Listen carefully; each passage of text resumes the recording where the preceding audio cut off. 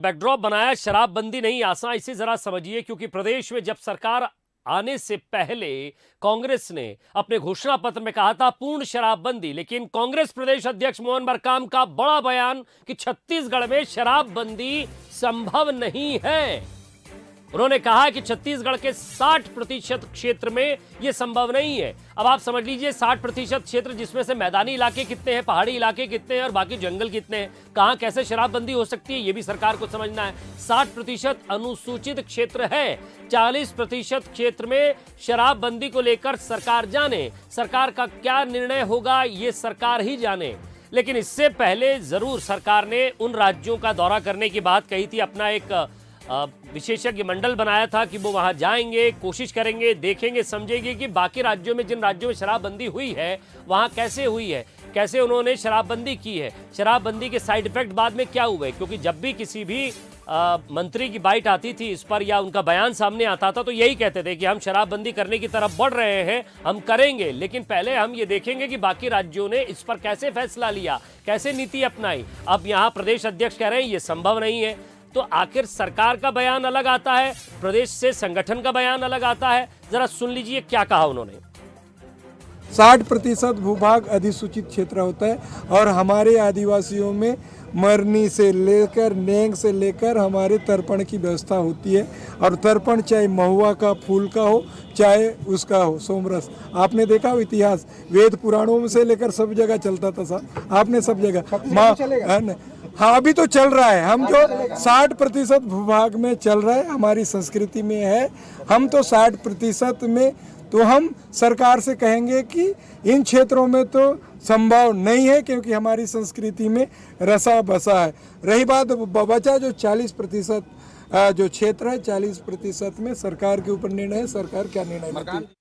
तो जरा इस पर हमारे संवाददाता आदित्य नामदेव हमारे साथ जुड़ रहे हैं। आदित्य, एक शेर जो है मैं आपको सुना देता हूं, जरा वो भी सुन लीजिए कि ये शराबबंदी नहीं आसान, बस इतना समझ लीजिए राजनीतिक क्षेत्र से छलकाते हुए जाना है, बंद नहीं हो सकती। पहले ये कहा गया था कि भाई पूर्ण शराबबंदी की तरफ बढ़ेंगे, वादा नहीं है, हम बाकी उन राज्यों का सर्वे करेंगे, वहां जाएंगे, देखेंगे, समझेंगे कि आखिर कैसे शराबबंदी की है। अब मंत्री बयान कुछ और देते थे, संगठन स्तर पर प्रदेश अध्यक्ष बयान कुछ और दे रहे हैं। मतलब ये समझ लें कि यहां शराबबंदी फिलहाल नहीं हो सकती, इस पर सरकार का और संगठन का रिएक्शन सामने है।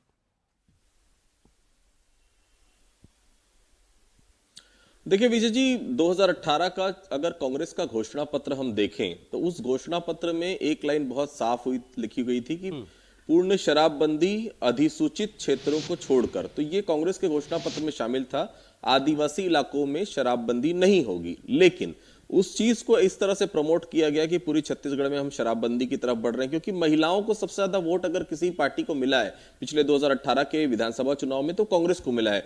महिलाओं को सबसे ज्यादा दो चार होना पड़ता है, शराब का सबसे ज्यादा साइड इफेक्ट कहीं होता है परिवार को होता है, महिलाओं को दो चार होना पड़ता है। उन्होंने महिलाओं ने सबसे ज्यादा वोट कांग्रेस को किया उस समय भी। अब देखिए दूसरा इसका पहलू यह है 5,000 करोड़ का राजस्व।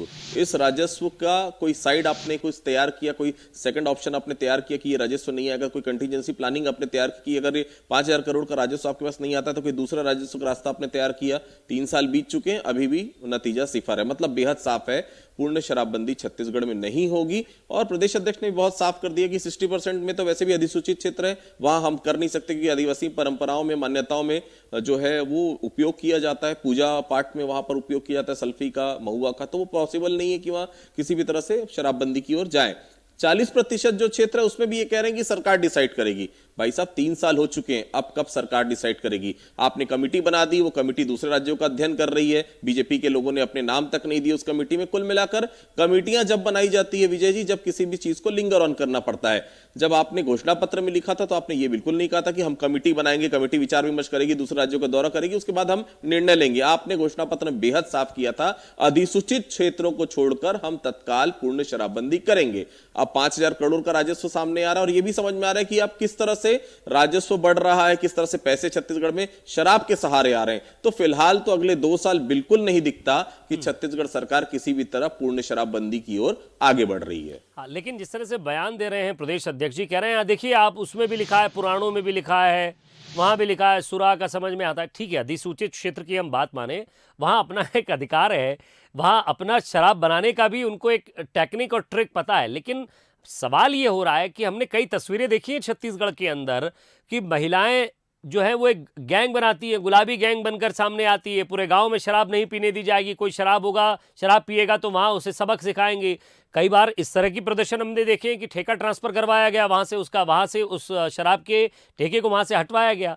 तो एक तरफ हम तस्वीर ये भी देखते हैं कि जनता को थोड़ा बहुत क्या एक पॉलिटिकल एजेंडा चलता है साथ में कि नहीं साहब, अभी देखने दीजिए, जनता का पूरा मूड देखिए। अचानक शराबबंदी नहीं कर सकते क्योंकि इसके पॉलिटिकल नुकसान भी है, राजनीतिक नुकसान के साथ साथ कुछ बाकी नुकसान भी है। क्योंकि हमने देखा है लॉकडाउन के अंदर कुछ लोग स्प्रिट पीने लगे थे या फिर कुछ लोग सैनिटाइजर की तरफ बढ़ गए थे और लोगों की मौत भी हुई थी।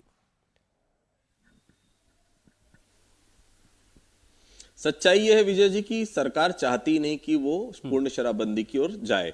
भारतीय जनता पार्टी ने भी सिखाया था ये सरकार को कि सरकार भी शराब बेच सकती है। आपको बहुत अच्छे से याद होगा जब मुख्यमंत्री भूपेश बघेल, मुख्यमंत्री जब रमन सिंह हुआ करते थे छत्तीसगढ़ में, भारतीय जनता पार्टी की सरकार थी, तो सरकार ने शुरू किया था शराब बेचना। उसके पहले सरकार सीधा शराब नहीं बेचती थी, सरकार का अपना दायित्व होता है, लेकिन सरकार ने यह भी सोचा कि इस सहारे भी हम बड़ा राजस्व इकट्ठा कर सकते हैं। और राजस्व तो जो सरकार के लिए इकट्ठा होता है, उसके बाद जो उसकी साइड इनकम होती है वो किसी से छुपी नहीं कि उसके दूसरे तरीके क्या होते हैं।